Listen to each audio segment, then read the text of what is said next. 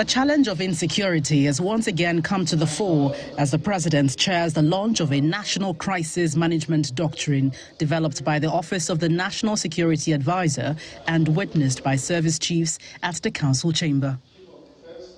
President Buhari acknowledges the enormous effect of the 13-year-old insurgency on the capacity of security agencies. The emergence of the Boko Haram terrorists group, as well as bandits and kidnappers in Nigeria, considerably changed the country's security situation, leaving panic in the minds of the populace. These and other security challenges confronting the nation tend to stretch the deployment of our security agencies, resources, and national security apparatus. Owing to the dynamics of this crisis, the Office of the National Security Advisor revised the National Counter-Terrorism Strategy, which I endorsed in August 2016. This doctrine is aimed at bridging the gap created by extensive deployment of security services through fostering collaboration amongst ministries, departments, and agencies, thereby ensuring greater successes in tackling national crisis. The doctrine, which is a subset of the National Counter-Terrorism Strategy, was hatched in 2014. The National Security Advisor explained that it will foster the implementation of the strategy. This doctrine provides a detailed methodology for national crisis response, outlining how the various relevant ministries, departments, and agencies of government should interact at the strategic, operational, and tactical levels. It is to be noted that the National Crisis Management Doctrine can be used to manage both malicious threats and civil emergencies. The doctrine, developed by the Office of the National Security Advisor, is with the aim of ensuring greater confrontation in the fight against terrorism. From the presidential villa, Gloria Umezuke, Channels Television News.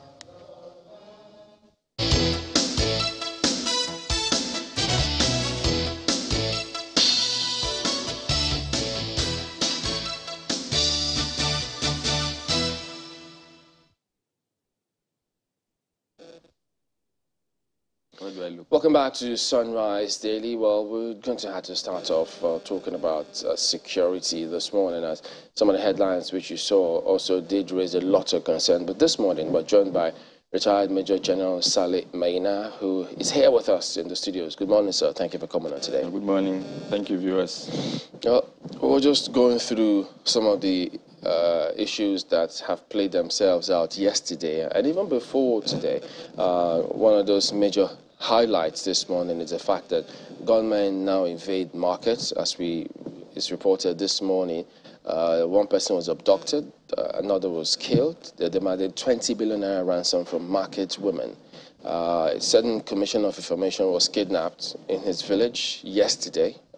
And then over the weekend, we've seen different scenarios.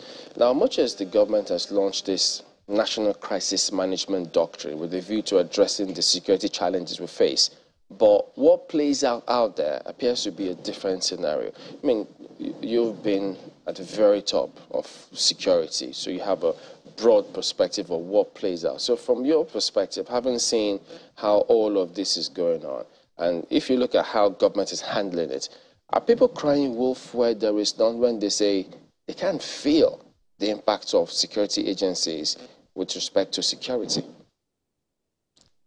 Well, thank you very much for the invitation. Thank you, viewers. Good morning. I'm happy to be here. The public is not playing wolf because it's obvious that they were being threatened, or the citizens are under very, very serious threats. And as I appeared on TV a few minutes ago, the introductory to this program, Boko Haram has been on for about 13 years. And the past 6 or 7 years, new challenges emerged about cattle rustling, kidnapping, sacking of villages, raiding of markets, and so on. So the public is not crying wolf. Now, talking about the measures being put in place, including the review of the national security strategy that you talked about, it's all about implementation. A lot of people say there's no wrong with our constitution, with the implementation. So it is with every other strategy, every other document. The bottom line is implementation of whatever laws, whatever tasks, whatever programs, whatever strategies. If you look at the history of, let's say from Second World War, there are several documents, Geneva Convention, laws of armed conflict, we have constitution. We inherited so many documents from the British military, keeping the peace. We have our own rules of engagement. We have defense doctrine and so on. So implementation is the issue. But General, well, if I could say, general citizens talk about implementation being a challenge in that sector, but for military, isn't that what's supposed to be strange to them? I mean, when you train, weren't you used to just direct command and control? So when it comes to security, should that word implementation be a challenge? Should it even be a thing? Yes, it is a challenge. Why? That's how life is. Everywhere in the world, the bottom line is implementation. No matter how beautiful the rules, the procedures, the documents are mapped out. And it's for the system. I would prefer to call it system than call it government. It's for the system now to review. Why is the implementation an issue? What are the bottlenecks? What are the problems? And address them. So, but what do you think can be the challenge when a commander-in-chief gives a straight directive telling security agencies, look, you have to go out there and end this madness. We can't afford this anymore. Why will there be a problem implementing that? Well, let me make it clear. I'm not here on behalf of government. I'm not a government official. No. I mean, you've been... I'm not in the military. Yeah. I've been out of the system for more than 10 years. And it will be unfair for me to point particular fingers at particular areas where the problems are. But I will say that the buck stops at the table of the commander-in-chief. It's about tasking. There are various agencies, and these agencies have their tasks. And the tasks are overlapping. And if there are problems, if there are security challenges, for the commander-in-chief to task that particular security agency or agencies, and where there are more than one agency, then there must be what is called a lead agency, so that there will be no conflict about leadership. Now, where things are not going on right, you make a review. Now, when you task, you provide all the resources that are required, or as much as possible, the resources that are required, tangible and intangible resources for the task to be accomplished. And in the military, you give a deadline. You don't say, oh, go and do this. No, you give a deadline. And you monitor as the implementation of the tasks are going on. Now, where there are issues that are causing delays or things are not going on well, you review. If it is to change the tactics or change the task, you change. So where do you think we are missing some things here with respect to ensuring that we review or find out where something is going on and fix it and address the problem? It's difficult to say. It's difficult to say. Let me give you an example. If you look at these reviews, this document that was just implemented now, it's supposed to be reviewed every 5 years. Same thing with defense doctrine. These are documents that should be reviewed every 5 years, I think, because of the changing security challenges. That's the general rule or trend.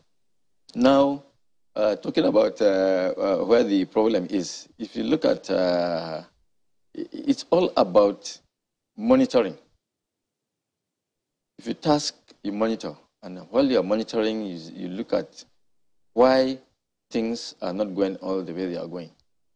and then you fix it. If it is that's after providing all the logistics that are required. You give a deadline. If you cannot meet that deadline, then you check why. Is it more personnel? Is it more trained personnel? Is it more equipment? And you amend.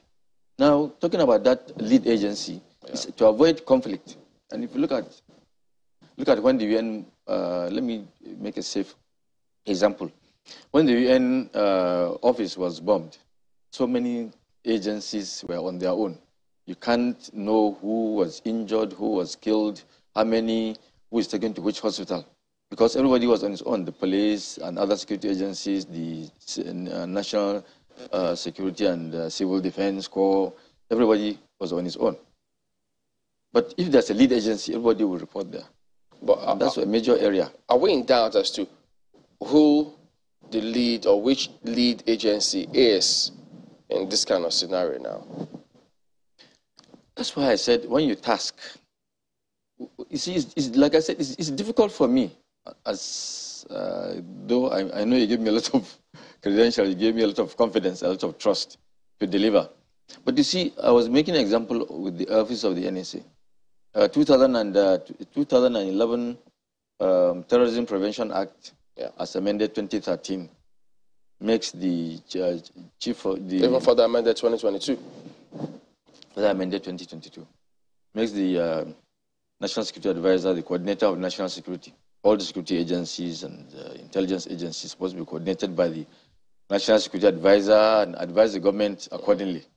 Now, me and you do not know to what extent he's doing his job, whether he's doing giving the advice properly, professionally or not, and we don't know whether he's giving the advice but it's not being implemented. So it will not be fair for me and you to sit down here and apportion where the blame is. Yes, but from, I mean, as Chamberlain rightly pointed out, you've been in the system. If you had fears while you were in the system, I'm sure that from where you stood, you might be able to project to say, look, if things continue like this, continue along this trajectory, I will not be surprised if we're at this point, how many years down the line. I do not know what it was like when you were in, but obviously the UN bombings happened while you were still in service. And I'm sure, I do not know what changes were made as a result of that. But after you left, from your own perspective, from your own understanding of how the inside works, are you surprised that Nigeria is currently facing the sort of security challenges that she has on her hands? Yes, I am. And I'm not happy about it. Nobody will be happy about it. Indeed. And because the primary responsibility of government is security, and that's unambiguously stated in Section 14 of the Constitution. So if you're surprised, are you curious as to what exactly, what could be informing the lapses that we're witnessing, which is resulting in this sort of, I don't want to use the word failures, but when people die and when security fails in certain instances, it's a failure. So are you curious, have you cast your mind to what exactly could be responsible for these lapses which we're seeing, which is resulting in the deaths of people? Yes, I've been more than curious. I've been worried. I've been a near fatal victim twice. Wow. Near fatal victim twice. And I love this country. This is my country. I'm not going anywhere. Neither are my children.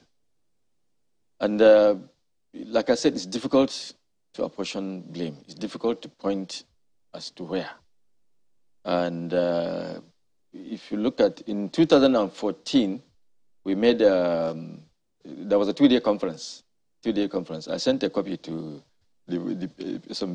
my contribution to Chamberlain last night. I don't know whether I received it.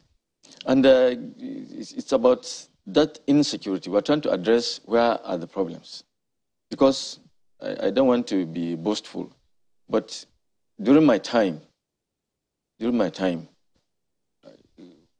there were some leverages probably compared to now. Leverages in the sense that, I don't know. Like I said, it's difficult. I don't want to sound as if I'm praising myself. But okay, 2009, when President Yar'Adua gave the order for security. So I think it was Sunday, 26th of July, 2009. I think I was going to Brazil. A very embarrassing situation. People were dying in Borno. And he gave the order that security agencies should use everything in their power to restore law and order.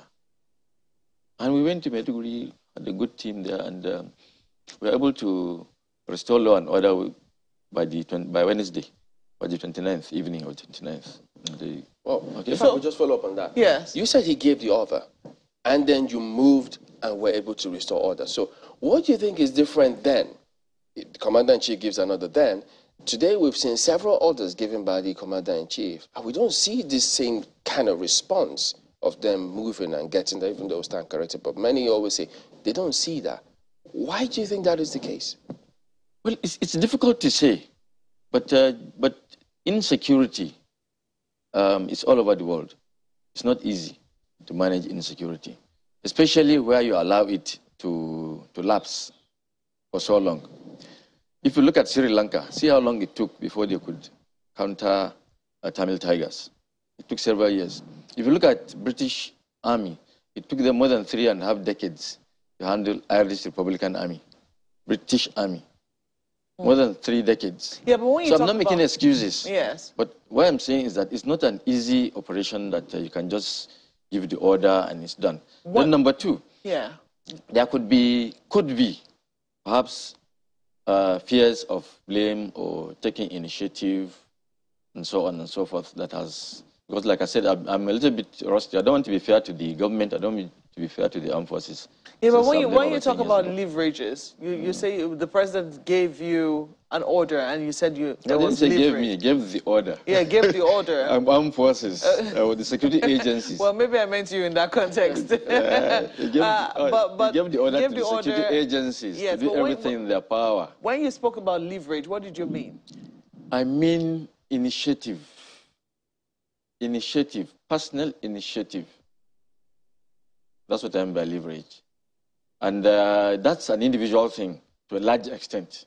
Because you want to do something, should you go ahead and do it? Is it your duty?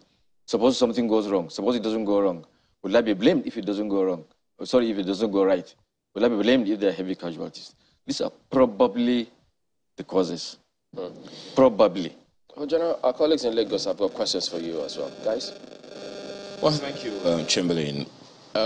General, you know, I'm looking at that document now, and something stood up to me. I've, you know, tried to scan through, and I'm seeing some things that I mean, part of which we raised questions yesterday. Hopefully, we'll be able to raise some with you as well.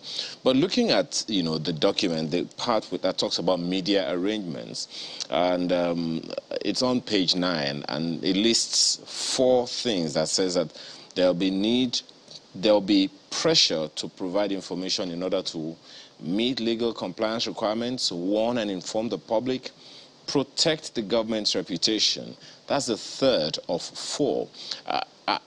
At a time when one would say the trust between government and the governed is at an all-time low, how do you see the media being able to do that creditably, protect the government's reputation? Well, you should tell me. You are the media. No, I'm asking you because it's a security issue. It's a security issue. So how is that important in the scheme of things? Is what I'm asking. It's very important because that will give the morale, the confidence, the trust. It will ginger the security agencies in doing their jobs professionally. To also give the support, the needed support, but needed public support from the public. In 2011, I delivered a paper at University of Jos, Department of Mass Communication. The theme was the conference, I think, was media management of conflicts in Africa. So, and I did mention how we manage crisis, the media manages crisis, showing, exaggerating, or being anti-government, not supporting the government, not supporting security agencies, showing gory pictures, which we don't see in developed countries. For example, on I think the flooding in New Orleans, we never saw one corpse floating on water. During the September 11th, we didn't see one single corpse. But here, we show all sorts of things that discourage the public, discourage security agencies. So it is you, the media, that are challenged, that are tasked to be patriotic in your reporting, to encourage the public, encourage the armed forces, encourage security agencies. Remember, even during Falklands War, 1982, I think Margaret Thatcher threatened the BBC about their reporting that was anti-British or anti-British armed forces, and threatened to close them and even encourage the public to carry out protests against the BBC. So the document is urging you, the media, to support the government, encourage the government, support the armed forces, encourage the armed forces in doing their jobs professionally so that we can have a peaceful and developed Nigeria. Well, the issue you raised about the functions of the media border on ethics of the profession, which, you know, it's something that every media organization has a way of self-sponsorship. But when it comes to protecting the reputation of government as opposed to protecting the image of the nation, at a time when, as I said, and you may want to refer to that now, that people do not really trust government much because of what they consider a huge failure on the part of government to protect their lives and property. Yeah, that is true. And it still comes back to you. If you look at, as I said earlier, there are crimes and insecurity all over the world.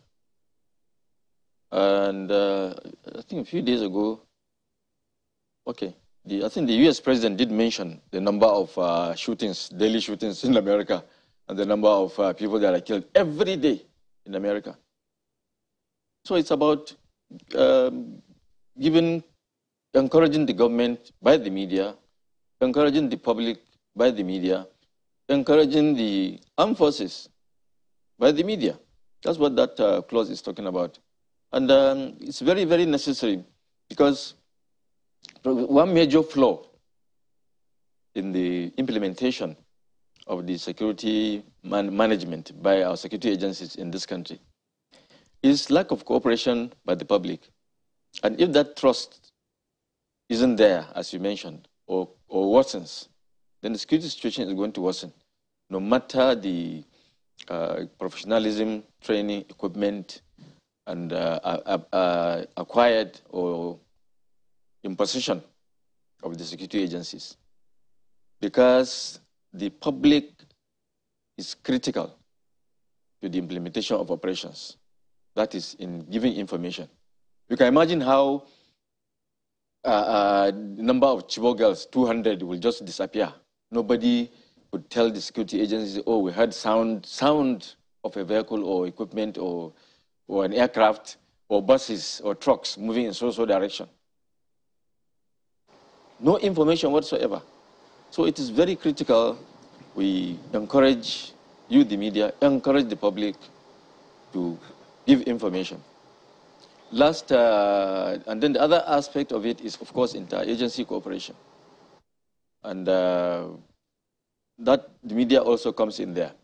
In January this year, Minister of Police Affairs had a 2-day conference. I was a resource person there, delivered 2 papers. And it was mainly on interagency cooperation. And that's very, very critical. And that's where you two come in. You encourage interagency cooperation, sharing of intelligence, not sharing of information, sharing of intelligence. Intelligence is a byproduct of a process of which information, paper, speculation, even dreams or instincts are all raw materials. Now, when it's processed, then you produce the product, which is intelligence. So it is intelligence that is shared, not information among security agencies. Indeed, the call to action for the media to be patriotic is critical. Well, I don't know how critical it is also to protect the reputation of the government, but it is just as important, and I wish it was stated in the document there, that the media should also hold government to account where need be, especially in terms of security. Let's leave that there, and I understand your need to be cautious and your deliberateness in your analysis, Major Saleh, but I'd like you to be as candid as possible in responding to this, especially as it has to do with crisis response initiation as stated in the document. It is stated here that in the event of a national crisis incident that cannot be contained by the local police, the police chain of command will inform the NSA via the IGP, and on behalf of the President, the NSA will activate the Joint Operations Room and the reduction in notice to move to respond or immediate deployment of ministries, departments, agencies within the crisis response unit. And this is the pattern of analysis, even prior to the launch of this document, that in the place of intelligence, when intelligence is deployed, the NSA should act. In terms of responding to the crisis, the office of the NSA should take responsibility. So I believe that perhaps we didn't even need this document to know that there is a responsibility placed on the office of the NSA to act in terms of crisis response. Why aren't we seeing that sense of responsibility from the office of the NSA? As I said from the beginning, I am not a government official. I'm not representing any security. I'm not a member of any security agency. I left service about a decade ago. And I wasn't part of the this document you're talking about. But I understand it very, very well. And the NSA doesn't have troops, it doesn't have personnel. Setting up for a joint operations room. That's what the document is talking about. Now, in terms of mobilization, various agencies are supposed to have their own local arrangement to respond to whatever decisions are taken from that arising from the setting up of that joint operations room. That's what I would say about that document. Like I said, it's very difficult for an outsider like myself to, I know you said I should be as candid as possible. This is my country, I care a lot, but I cannot say what I don't know, especially if it is likely to be negative or harmful to the system. Well, we're not asking you to say what you don't know, but when you say you're an outsider, whoa. Yeah, well, when you leave service a decade ago... You become an outsider? No, not really an outsider, but it will be difficult for you to fairly say certain things. That's why I say I don't want to sound as if I'm blowing my own trumpet. I understand that. But on a lighter note, General, when you say this is your country, you're going to stay here, that's understandable. But you say your children are not going anywhere. You're not giving them a choice to decide where they want to be and at what time? I'll do my best not to allow them. Not to give them that choice? Yes. Because I believe that if your country is not in good shape, okay, and now you want to running away to another country that is in good shape. Citizens of those countries sacrificed to make their own country in good shape. So stay and make yours. But General, they should have a choice to decide. But I didn't say compel. Why do you think he's running away? I didn't say compel. It's running away. Stay in your country and develop your country. That's patriotism. All right. Major General Saleh Maina is a Just, I want to correct the lady. I'm not Major Saleh. I'm Major General Saleh Maina. I was a major in 1989. Yeah, that's what I was saying now. So you're a former Chief of Defense for Research and Development, Defense Headquarters. Yeah, among several caps, actually. So we do thank you very much for your time today. We're back in a moment, everyone. Stay with us.